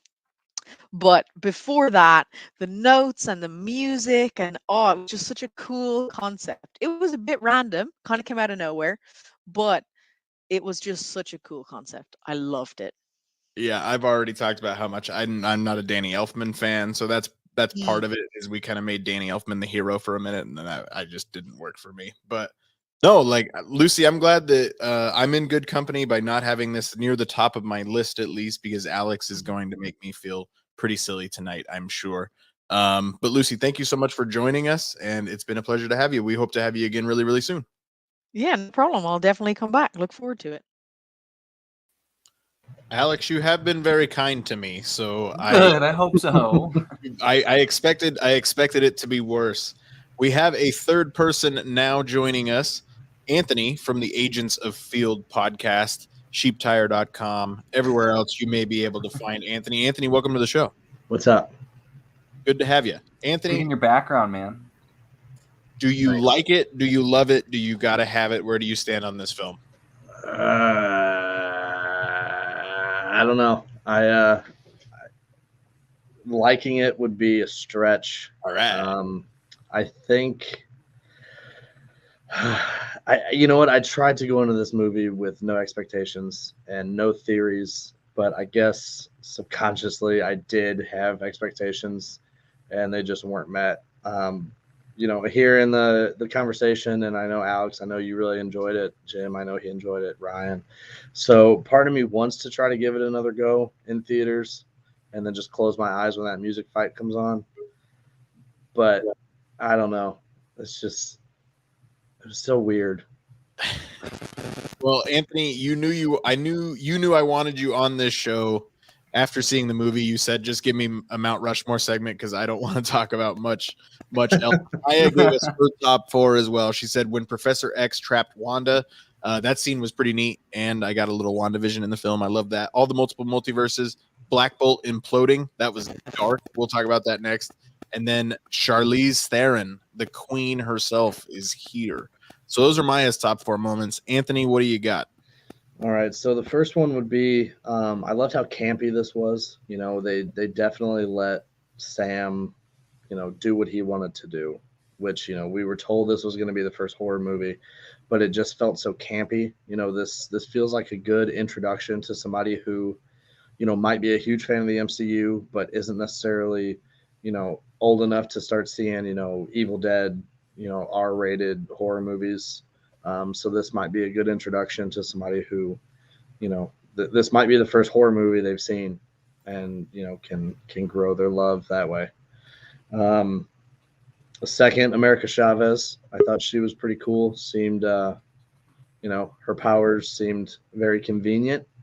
I wish they would have, you know, teased her character a little bit, you know, beforehand. You know, Marvel's always been so good at laying breadcrumbs about previous characters. And I mean, hell, even Charlize Theron gets her own, you know, introduction in a post-credit scene. You know, they could have done something like that with America Chavez. Third thing, as weird as it sounds, I enjoyed the amount of violence that was in it. And reason being is it gives me a lot more faith that Blade will be what Blade needs to be. Mm-hmm. You know, they didn't shy away from showing all that blood dripping off of Captain Carter's shield after it stuck in that pillar as she's laying there cut in half. But they didn't show her cut in half. I almost thought they would. But watching Black Bolt's head just implode and his brain come through his nose. Yeah. I mean, and even in the, you know, the original Blade, you know, when he kills the vampires, they basically just like fry up and then just disintegrate. So I mean, Marvel has their ways of getting around the violence, but I think and even Daredevil, Punisher, you know, whatever they decide to go with in the future, that, you know, they don't necessarily have to shy away from the violence. My favorite thing would be the Illuminati. That's been the Peter 3 catching MJ moment tonight. I think there hasn't been anybody that hasn't mentioned the Illuminati. It's been a pretty popular one. It was a cool moment. Yeah, the X-Men animated theme when Professor X comes rolling in, or Hoover's in, whatever you want to say, and Rascals in his very accurate yellow submarine. Is that a Beatles reference intentionally, or I don't know, maybe the 60s. I understood that reference. Good for Anson Mount to be able to kind of redeem himself from the dumpster fire that Inhumans was. It's like the only Marvel project I've never even tried to watch. I know it's only 8 episodes, but I have not heard one good thing about it. I think I watched the first 3. Lockjaw was good. Well, and I heard that the first few episodes are good because they were originally streamed in theaters, right? Yeah, I think it was the first two. First two, and I heard they spent a lot of their money on those first 2, and then, you know, they were just like, oh, okay, episode 7, we've got $60 left. Let's see what we can do with it. I only have $3. But John Krasinski was it. I did not know he was in this. I've been on the John Krasinski fan cast train for a long time. I hope this means he's coming in the MCU proper, but I don't know. There's a lot of rumors that whoever is going to be Mr. Fantastic is also going to direct. And I know John Krasinski is getting behind the camera as well. Interesting. I mean, we don't know who's directing now at this point, so that would be interesting. It'd be a big feat. Be like, hey, not only, become Reed Richards in the MCU and, take the Fantastic Four where everybody wants them to go, but we also need you to go ahead and direct this too. Hey man, if there's anybody that's ever been able to do it, if it's ever been done, hey man. But I think after, seeing A Quiet Place, I think that guy can definitely man a camera. That'd be interesting to see him go all the way up to directing an MCU film and starring himself. That would be insane. So, Anthony, well, thank you so much for joining us. We really appreciate it. Thanks for having me, guys. See you, buddy. We will remove Anthony. We will add in Kevin. Kevin is here to discuss with us one of those very popular segments of the film in the Illuminati. You can see from his background. Kevin, welcome to the show. Hey guys, thanks so much for having me. Kevin, did you like it? Did you love it? Do you got to have more of this film? Where do you stand here? I think I'm landing more in I like it. But I was definitely very middle of the pack with it. I saw the cinema score for this was B+, and I felt that seemed accurate for my assessment of it. When I left, I probably was around like a 6.57 or something after my first viewing. So a B+, I like it. That kind of fits in my thoughts of it, I think. All right, fair enough. Well, what were four of your favorite moments then? Well, what we're going to talk about, the Illuminati, that was definitely one. Second one, after hearing some of your other ones and reevaluating mine, Wong overall, just seeing him, always enjoy Wong and all of his content and what he brings. Brian, you're going to hate me, the music note fight. Really? I cannot believe how fourth person, Brian. Fourth person. Maybe I can't believe how popular that's been. Yeah, it was. I mean, I think after hearing Lucy's segment, I think I kind of agree, kind of what she said, that it definitely had it kind of came out of nowhere. It was kind of random, but using music as I think in our chat after the initial our initial Thursday night viewings of it wasn't just the runes or magic or whatever. It was they just it got inventive I in a way. So I really enjoyed that. And yes, some of it was cheesy and whatever, and it kind of was really, really random, but I just thought the inventiveness of it. All of it was cheesy. Some of it was. And then my fourth one would be when Wanda's seeing the 838 version and just seeing how scared her kids are of her, and just kind of slowly realizing that what have I, in my pursuit of doing all of this, what have I become? And realizing that the Darkhold has really taken this toll of what she's trying to get, is they're scared of her and everything. So I think those were some of them. It's almost as if we've seen Wanda had that realization before. Yeah.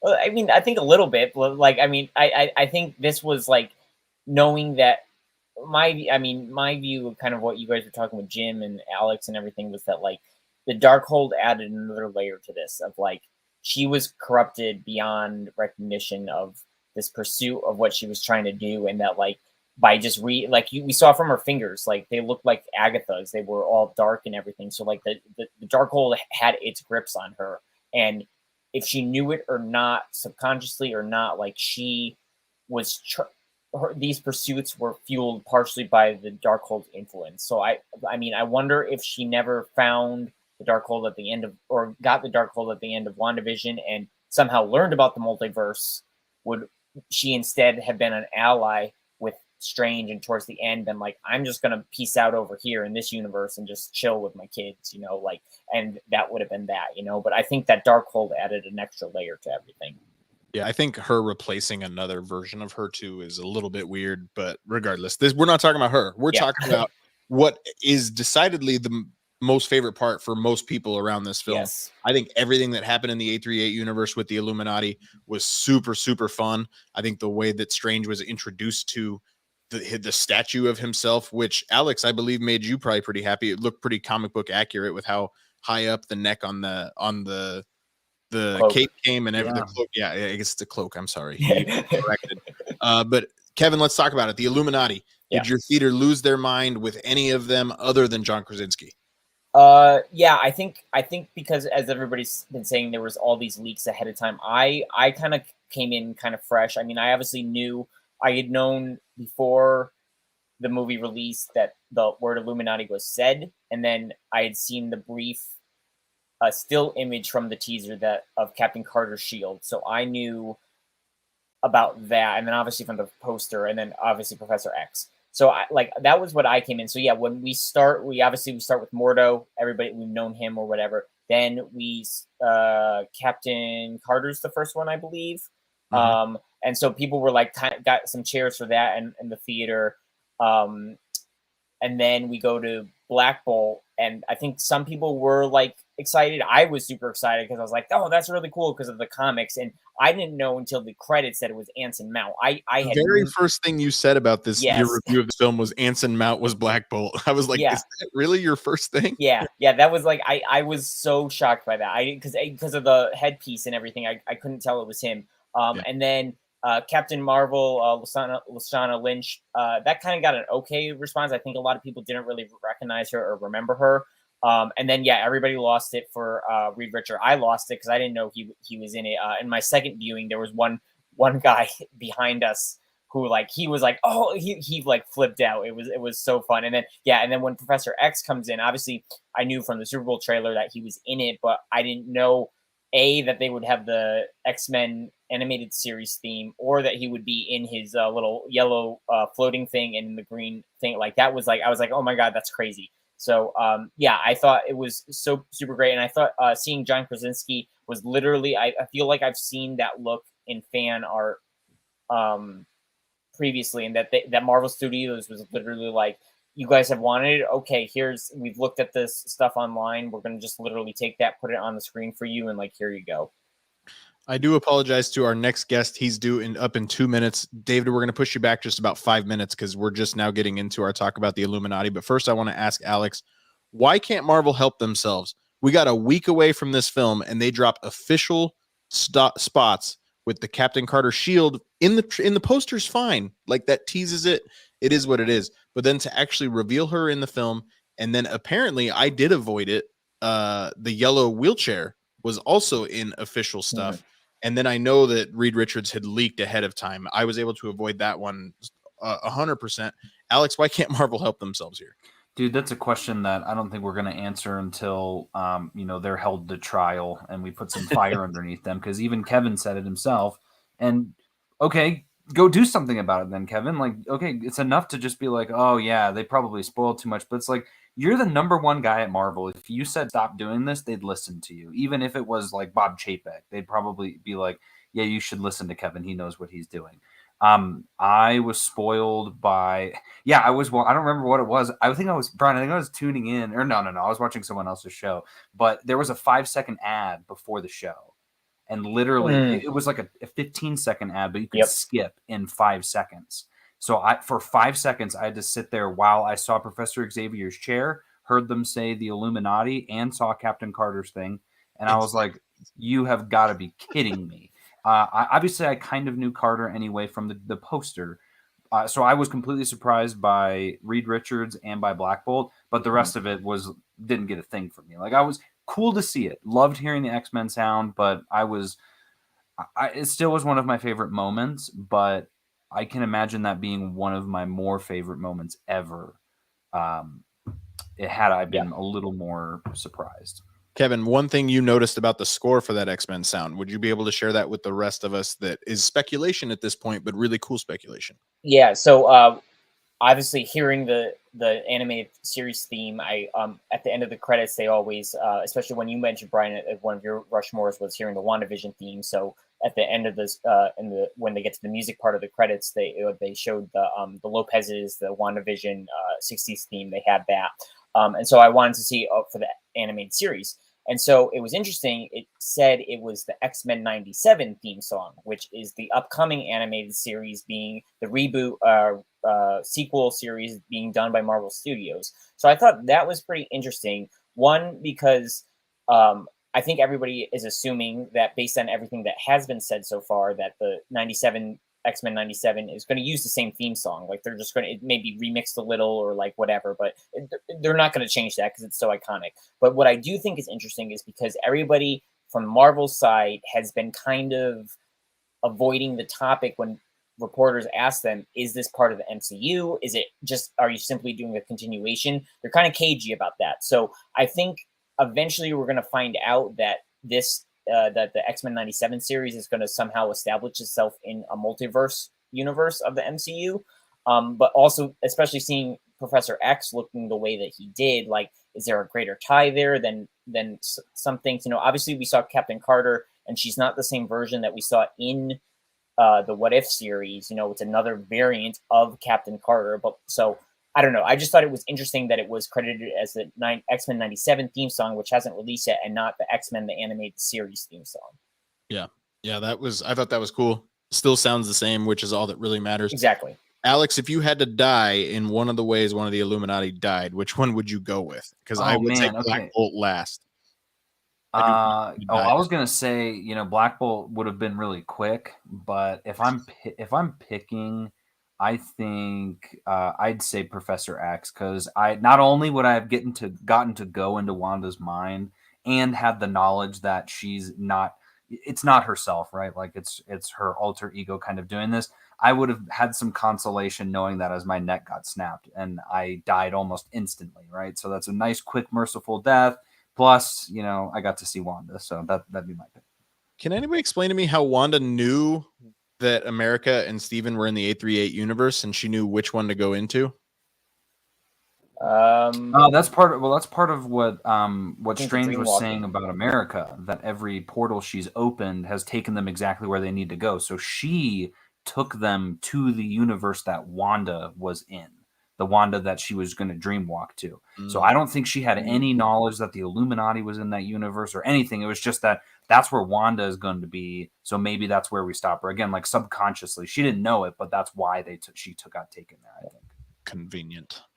I will, Alex, I wanted to say about the Professor X moment. I realized on my second viewing, the first time when he does the whole, like, goes into her mind, I thought he was finding 616 Wanda, but it's 838 Wanda, the one that she's taken over. That's her. That I didn't realize that on my first viewing, but he's trying to find the 838 Wanda to get her to retake over the body.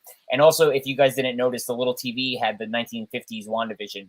On it, which I thought was mind cool. blown, Kevin. That's awesome. I didn't realize. Yeah, that. But in case anybody, I thought initially that he was trying to get to 616, and he's like, "Oh, I'm trying to pull you out from the Darkhold's corruption." But then on my second viewing, I realized it's the 838 who's being trapped by 616 Wanda, and he almost gets her out to free her from the control, and then so that was pretty cool. But I think a few quick things just to hit through. The deaths were really great. I thought the scene on Titan was really cool. We got to see Thanos again. That was really cool. And just seeing them all on Titan and do everything that they did there. And Alex, you had mentioned at the top of the show, once they said incursions, that was just like because you and I have talked about this, just Secret Wars. I was like, Secret Wars, but specifically the Jonathan Hickman one, the more recent one. I was just like, they just like seeded it, like that's coming. That's like definitely a thing that said that's coming. So yeah, everything with the Illuminati was so much fun. Yeah, I'm going to go with I Would Like to Die the way Reed Richards did.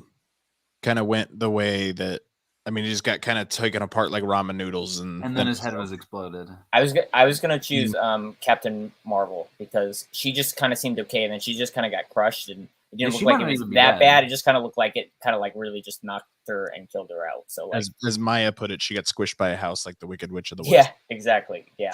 And, but I think you would mention too, Brian, briefly before I have to head out here. I think seeing the actors who we got and everything, it was literally just a tease of here are some of the characters, here's some fan castings and such. And because it was on an alternate Earth, I think that gave them some liberty in doing that. And if we do eventually get a 616 Illuminati, it'll have our 616 characters, because I enjoyed seeing Krasinski as Mr. Fantastic, but I feel they're going to go with another actor for him and all the Fantastic Four of like, we don't know. And then same with Professor X. I feel like Patrick Stewart may come back, but I feel like keeping him in an alternate universe and going with somebody new in some direction, I feel is fine. Captain Carter is already a variant, so that seemed okay. And for me, once I knew it was Anson Mount, I was like, they're just kind of giving him a last hurrah here for he actually got to do what he should have been doing in the Inhumans TV show, and then he's dead. And then now, whenever the Inhumans actually come into the 616 universe, it'll probably be somebody new again. Yeah, like you could have convinced me either way. Kevin, 15 minutes was not enough time to talk about the Illuminati. Like I said, coming up on a very near future episode of Earth's Mightiest Weirdos will be all about this scene and everything that happened within here, including castings and all that kind of stuff. Kevin, thank you so much for coming on. Thanks so much, guys. Bye, Kev. We will welcome in with apologies for being 5 minutes behind. David, welcome to the show. Hey guys, how are you? David, sounds like you have a visitor. I have 2 visitors. All right. David is here with the Modern Gods podcast here to join us, and he's going to talk about Doctor Strange and his relationships with himself, all the Doctor Strange variants and what David found interesting there. But before we go to that, David, I'd like to know where you stand on this film, if you're able to answer the question. I know you were going back and forth on how much you may or may not have liked this film. Do you like it? Do you love it? Do you got to have more of it? On the subject of ice cream, have you ever had or been offered a strange flavor of ice cream and you're not sure what to make of it? Yeah, it's called Hunka Hoka Burnin' Fudge. I was thinking more lobster ice cream, but sure, that works too. Gross. But this, I don't know. I still can't tell. I've only seen it once so far. I haven't had a chance to get back and see it again. But every time I have something positive, there's another thing that's negative for me. And I know this movie has been so kind of not, I don't know what divisive is the word, but split. I just need to see this out from again. So even though it's not one of the choices, I need to taste it again to really know where I stand. That's fair. Fair enough. Did you have a Mount Rushmore of your 4 favorite moments from this film? Sure. And is the music note fight on it? That is part of a larger Rushmore. All right. So my first Rushmore is the explanation of what dreams are. I really like that. Alex knows we talk about how we like thinking about alternate versions of what reality might be. And so the whole idea of dreams having this, it being a portal to other versions of yourself, is a thought I've had on my own. It sounds to me like something that's legal in your part of the country. No comment. But yeah, that whole aspect of dreams, giving another layer to what that might mean, I really enjoyed that. Number 2, no surprise, the Illuminati reveal. Even though I knew they were going to be in it, the Illuminati, when I first learned about them in the comics, was something I was looking forward to for a long time. So on the one hand, this is where I feel like I'm split. On the one hand, I'm a little disappointed that they're here and gone so quick. But the fact that they were one universe's Illuminati and not like an outside of time version, another version of the TVA, makes me believe they're coming back, and it'll be started because Strange met this Illuminati. Yeah, we didn't talk about that with Kevin. I meant, Alex, did you expect the Illuminati to exist outside of the entire multiverse, kind of like a TVA kind of thing, like David said? That's what I thought. I didn't expect them to be part of a specific universe. Yeah, it's funny. I didn't put too much credence either way. So that part pleased me, because then I was like, okay, if it's in the one universe, it's in all of them. And then you still have the opportunity of having some council of reeds that goes over all of it. So I like that they tease just enough, and then the rest of it is like we'll see in future things. Number 3. I like that. Oh, sorry.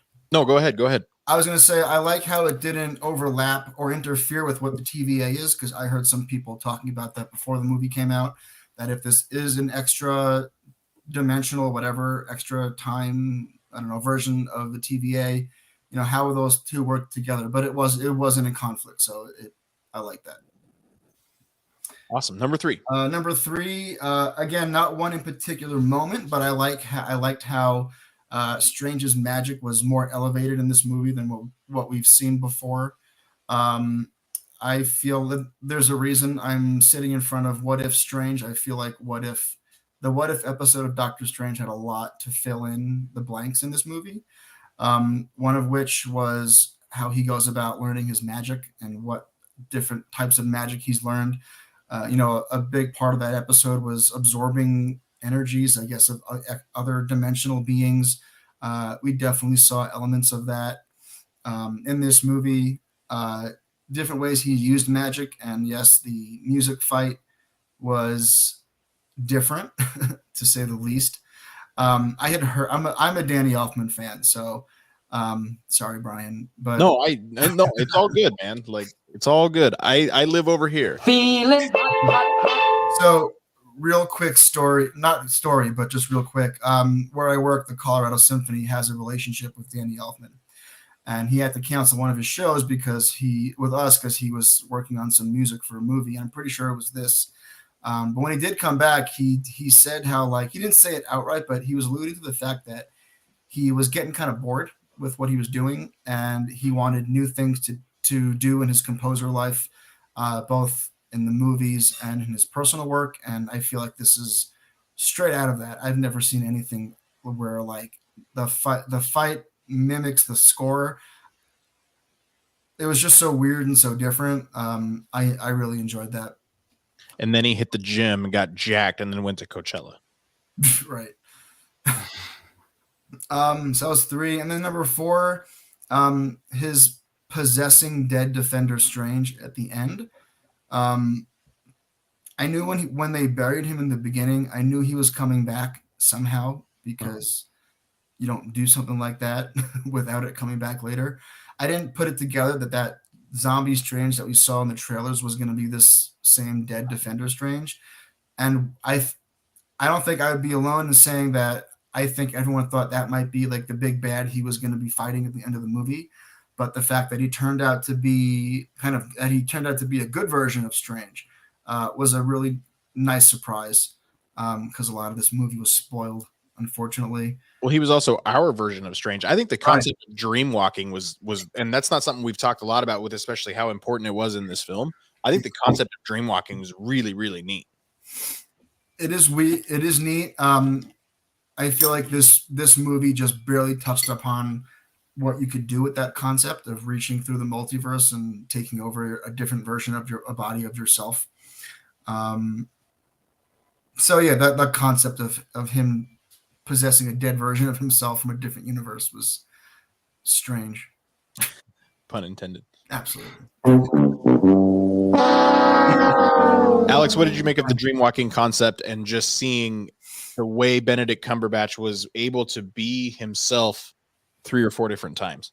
Yeah, I loved the concept. I mean, that's one of the reason that the killing of the Illuminati was my favorite scene. I had said and shared in the podcast, I said, we now have a moment that says Doctor Strange and America Chavez go to another universe and meet with an Illuminati that is killed by a Scarlet Witch possessing a version of herself from a different universe.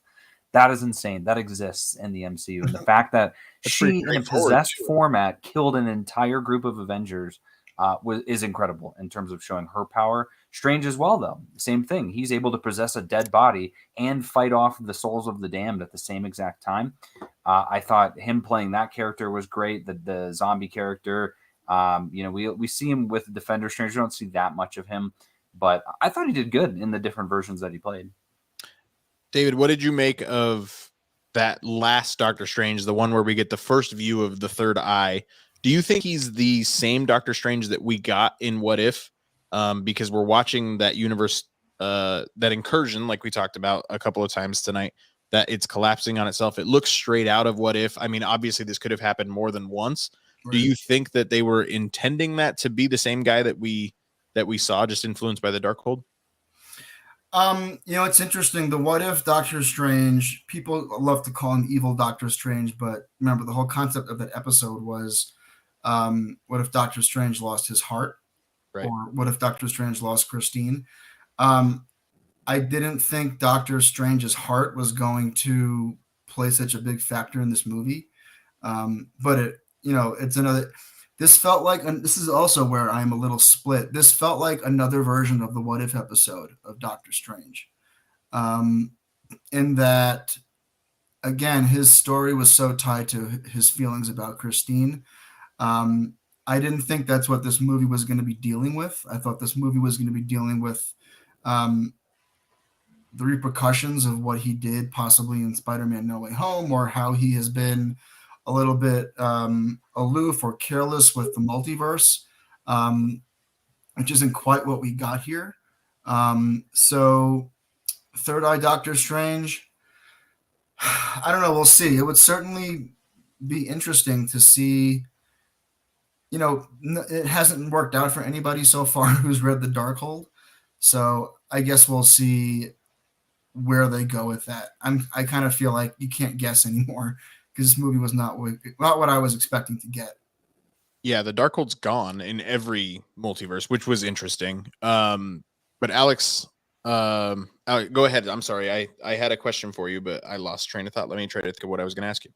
That's fine. And I think the argument I would make is, I mean, it's interesting because after I watched the movie, I read the first 6 issues of Hickman's run just because I was like, maybe there's some things, and there's so many things. In the second issue, Doctor Strange has a third eye. Like when they show who the roster of the Illuminati is, he's there with his third eye, and they're talking about, you know, the things that he's done and that he's had to learn some dark magic.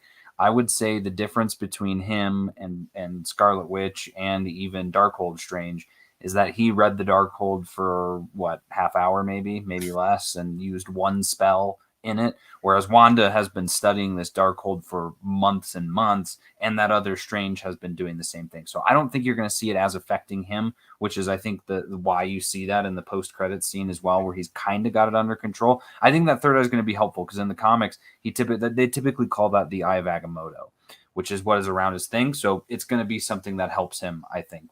More of a benefit than a drawback. I will say one thing that's interesting that I thought by the end of this movie he was going to be Sorcerer Supreme, and he still is not Sorcerer Supreme. But I mean, if you think back to the ancient, and he never has been. For the record, he never has been the Sorcerer Supreme. That's a victory for me. I will not argue with that because it's true, at least in this universe. If you think about the Ancient One, you know, one of the things about her, it seems like the Sorcerer Supreme has to have a complete, well-rounded knowledge of sorcery, and that includes the not so fun stuff, the dark stuff. You know, with her, it was possessing or was using power from the dark dimension, and I feel like if Strange is going to become Sorcerer Supreme at some point, it would make sense that he has a little knowledge of the Darkhold and the dark side of things, because you know, the Sorcerer Supreme has to know everything. He has to have the entire, you know, he has to have an entire toolkit. I think I'm screwing up that metaphor, but you know what I mean. And Wong almost feels too innocent to have all that information. Like you're not wrong about that, but yeah, you got to know it all. Yeah. And I don't know. Do you guys feel like Wong has shown enough power to be considered Sorcerer Supreme? I feel like he hasn't done enough wacky stuff. You're right. I don't think he has, but I think that it was a who else is left. So I think in a weird way he wouldn't want to admit that he got lucky, but at the same time, I think they judged him by his character. And you know, he's got the disposition of a Sorcerer Supreme. I mean, who else would you trust than the person who's read the most books, right? You should always trust whoever's reading things. And so him being a librarian, I think, was an easy get. I mean, even when he tells Strange to take America's powers, I was like, hey, look at him. He's willing to make tough decisions too. So like he's got the breadth of it, but I agree with you. We still haven't seen the full-on magic Wong, but at the same time, we definitely saw power up in this movie from the prior ones, like with his whippy thing and the sword that he had and all of that stuff. I thought was great. I feel like Wong is the Coulson to Supreme's Fury, where, you know, Wong and Coulson could both, you know, be the leaders of their respective organizations, but Strange and Fury are the ones who have no problem maybe going down not a darker path, but the less popular path to achieve their goals. And Wong showing up in Shang-Chi in 2 different capacities with Abomination and then recruiting Shang-Chi. Like, yeah, he's got a lot of Coulson vibes to him. I'm here for just even the jokes of Wong being the Sorcerer Supreme, if nothing else. So, well, David, thank you so much for joining us. We appreciate it. Thank you, guys. Appreciate it. Alex, I remember what I was going to ask you. Are you surprised with how relatively self-contained this film seemed to be? I was really Yes. surprised by that. Very, very surprised. And again, I think it's one of those ones where we're going to look back on it and say, wow, this movie actually is way more connected to other things than it is with like the incursions. But on its own, yeah, I was shocked. I was like, wow. So I was expecting them to, they showed it in the trailer. They shouldn't have, of them going through all the multiverses. I was like, dang, I wonder how many we're going to see. And we only saw one, right? We only saw 838. So yeah, in that sense, it was less than expected. I tried to go in with no expectations. That's not really possible. Expecting it to have a massive effect on the MCU, and to an extent, I'm sure it will. The more we learn in the future, I expected to check in with Tobey Maguire, see a Sam Raimi, Tobey Maguire reuniting to check in that multiverse. Like, and we didn't really get much of it. It was a very self-contained film, which was a little surprise to me. We're going to bring in our final guest for the night, and we're going to talk about that post-credit scene and what that future of the MCU could possibly be when it comes to Doctor Strange. Ryan, you've talked about this movie for more than 2.5 hours already with Alex today. We will see that on Tuesday night as part of the Nerd Life Network, and it's also available anywhere you find podcasts at Comics and Cinema. But Ryan, welcome to the show. Yeah, excuse me. Thanks for having me. I'm glad to be here. We caught you on a night where the Rangers aren't in a playoff game, so that worked out well. That worked phenomenally. Had to go to dinner tonight. You know, it's Mother's Day, but I was able to get home just in time for an appearance. Well, we're happy to have you. So Ryan, I know you like this film much more than I do. Where do you stand on this film? Do you like it? Do you love it? Do you got to have more of it? Because you were on our show where we ranked the MCU, and you had Doctor Strange in your top 10 for sure, maybe even your top 5. I think I had him at number 7 and number 8. So definitely top 10. Yeah, I talked about this with Alex a little bit, that I think that this movie probably ranks in the top 10 to 12. And I think if I had to place it somewhere right now, it would probably, I think I had Doctor Strange at 7. So I'd probably move Strange down to 8 and move this up to 7, right above the first Doctor Strange. I got to have more of this movie. High praise. Yeah, I really loved it. All right. Well, what were 4 of your favorite moments? And then we'll talk about Clea and the future of the character. Yeah, absolutely. I think one of the most visually stunning moments was just the traveling through the multiverses, through the portal. You see all these different ones. You see the one with the living tribunal. You see the futuristic one, what we think to be the Savage Land with the dinosaurs, the paint universe, the cartoon universe. It's really awesome. Second would probably be Wanda with the reflections in the mirror dimension where she's. Oh, how is that? How have we not talked about that yet today? When she crawls through the gong like Samara from The Ring, that was awesome. Yeah, like that's just awesome. She starts out in the mirror dimension and she's trying to shoot some power out, and it just bounces around like a rubber ball, and then she just taps it, and all hell breaks loose. So that was just really awesome. Third, I would probably say when the first time our Wanda. Dream walks into the 838 Wanda, and then you see her reflection in the window, and then she just deadpans to the camera, and then you see the red lights and her eyes take over. Jarring, incredible, just really great camera work. And the final one was definitely the reveal of the Illuminati. I was able to stay pretty unspoiled for this. The only thing I knew or I figured would be Captain Carter and Mordo. I figured Professor Xavier would be in there based on the trailer, but I didn't know if he would be on the Illuminati roster or if it would be in another multiverse. But Black Bolt, Mr. Fantastic, and Maria Rambeau, Captain Marvel, were just awesome. Everyone knows I'm a big Agents of S.H.I.E.L.D. fan, so the confirmation of Inhumans is just amazing in the MCU. And yeah, those are my 4 favorite moments of this movie. I'm surprised you expected Mordo to be on the Illuminati. I was Team Steven when he was yelling at him, when he was trying to get him all riled up, saying, I bet you even pretended to be his friend. You wanted his position. Like, I thought that was a lot of fun. I wanted more of 616 Mordo, so that's one thing I'm a little bit. So there was I don't remember what podcast, it may have been Phase Zero, but they were saying that way back when there was a bunch of plot leaks for this movie, that originally there was a scene at the beginning of Mordo figuring out that it was Wanda and going to stop her on his own, and he gets killed because, Scarlet Witch just kills him, and he's like, we need to stop magic. hearing that, I was like, that would have been really cool and would have definitely set an interesting tone. I could have But used they that. obviously didn't do that, so we don't know what's going on with Mordo. It means they want to do something else with the character in the future, and they couldn't have him disintegrated like the guy on the floor. Well, Ryan, you're here to join us to talk about the future of the Doctor Strange character. I know you guys already had this conversation a little bit. Alex, first and foremost, can you tell us who Charlize Theron is playing?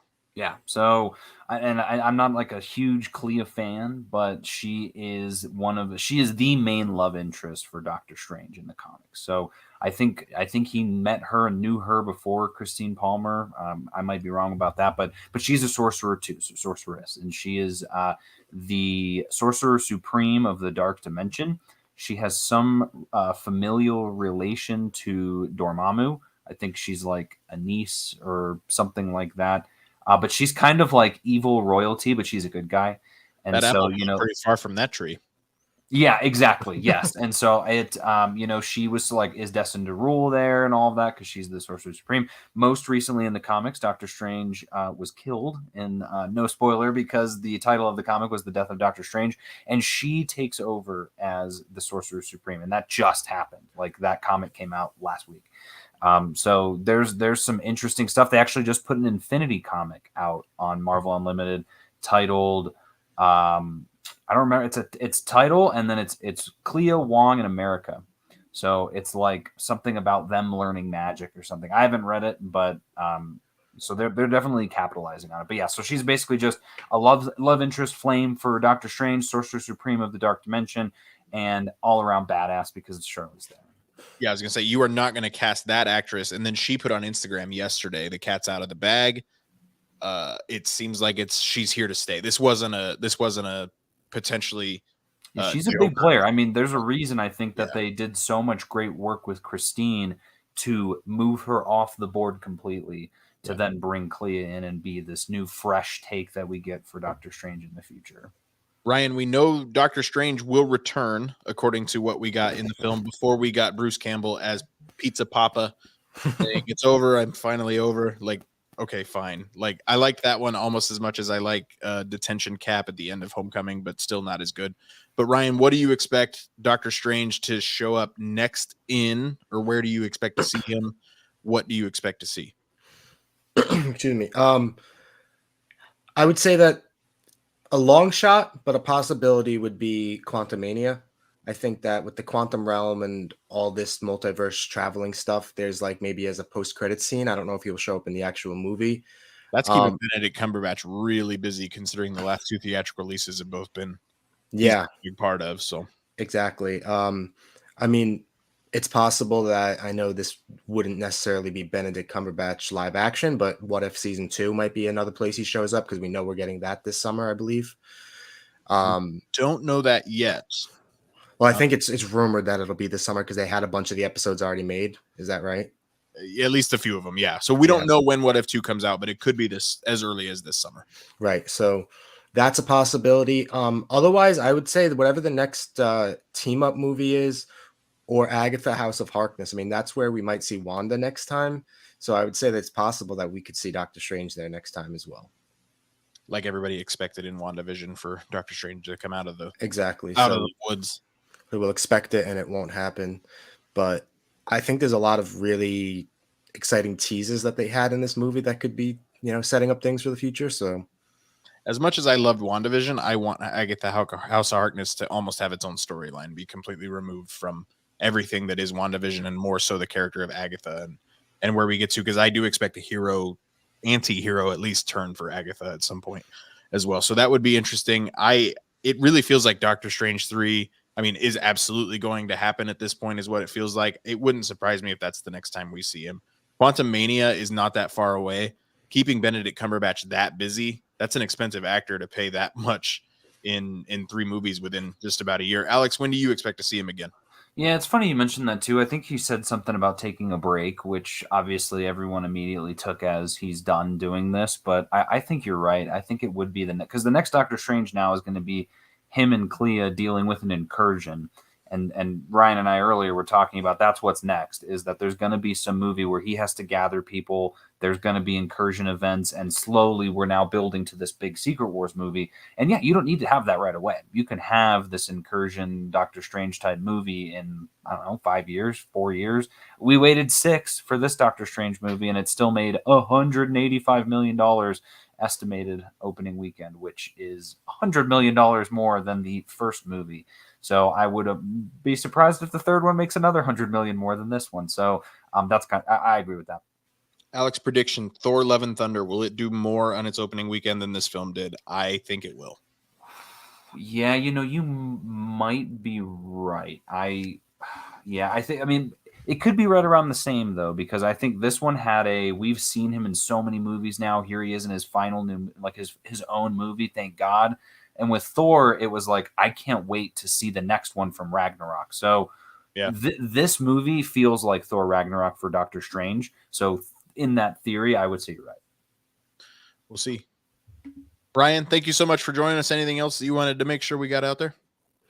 I don't think so. I think I really love this movie. I thank you for letting me come on the podcast, and go listen to the 2.5 hour review that Alex and I had. And listen to Agents of Field anywhere you find your podcasts. We did a fun Star Wars fantasy draft last week that I had a lot of fun with. That is true. We'll have episodes every Wednesday, releasing on podcast form on Thursdays. Perfect. Thank you so much, Ryan. Thanks. See you, Ryan. Alex, we did it. I hope we did it well. I think so. I did see here. I wanted to address this. We had a comment from Maya around, is there a difference between witchcraft and sorcery? My answer is it seems like it. Based on what we saw in the movie, I don't know if I could tell you what the difference is, other than one uses runes and the other uses something else. But that'll be something to dive into. I love that they differentiated it. Yeah, there's definitely a difference. I don't think it's defined as to what it is, but yes, I would agree with that. Perfect. Well, Alex, thank you so much for joining us. Tell us about comics and cinema. Tell us anything we need to know that we didn't get out at the beginning. Yeah, we've got our Doctor Strange prep episode. So if you haven't seen that yet, feel free to check and see how many of those predictions we got right or wrong. Let us know in the comments. Not a lot. I think there's definitely a few from Ryan that we got wrong, or that he definitely got wrong, talking about all those tinfoil hat theories. But yes, so this newest episode is out and available to listen. It'll come out on Tuesday. And then from there, let me see. Maybe I can give you a sneak peek, because that'll be our show for that one. Okay, yeah. So I'm planning on the 17th, that following Tuesday, to do a Moon Knight breakdown. So kind of like what we did with Book of Boba Fett, in that sense of just fully talking about the entire season. I'm actually in the midst of a rewatch right now. And I noticed first episode, did you catch this? They've got stuffed animals of Tauret, and he's like showing Donna. He's like, hey, this is Tauret. And I was like, no way. Like, I didn't even catch that. And I was like, wow. So they dropped that in the first episode. It's crazy. My favorite Easter egg in the first episode is Tauret's ship being in Gus's fish tank. Yep. And then he talks about, he says, they take your heart and judge it and see if you're able to go to the Field of Reeds. And I'm like, look at that. They did a lot of good setup in the show. Each of my times I've watched it, I've enjoyed it more. So I'm really excited to talk about it. Well, if you didn't get enough of Earth's Mightiest Weirdos, we will be back in 23 hours talking about that Moon Knight finale. I can't believe there's brand new Marvel content that we still have not discussed on Earth's Mightiest Weirdos. We will be back on our normal same time, same place, Monday night, 8:30 here on the Nerd Life Network, talking about Moon Knight episode 6. Alex, thank you so much for joining us. And until next time, I guess what's a doctor? We'll see you in the multiverse. Yeah, see you in the multiverse. Earth's Mightiest Weirdos is brought to you by Pinch of Pixie Dust Travel. People who love travel understand that life isn't about the breaths you take, it's about the moments that take your breath away. That's why we help coordinate the most magical adventures for you and your family. Disney, Universal, Sandals, Norwegian, Carnival, and more, we are a full-service concierge travel agency that will help with every aspect of your journey. Let us take care of the details while you enjoy your family. Get a quote today by calling us at 570-832-7798 or fill out a trip request form at pinchofpixiedusttravel.com. Just follow the second star to the right straight on to your adventure. That's pinchofpixiedusttravel.com, where you're making memories one trip at a time.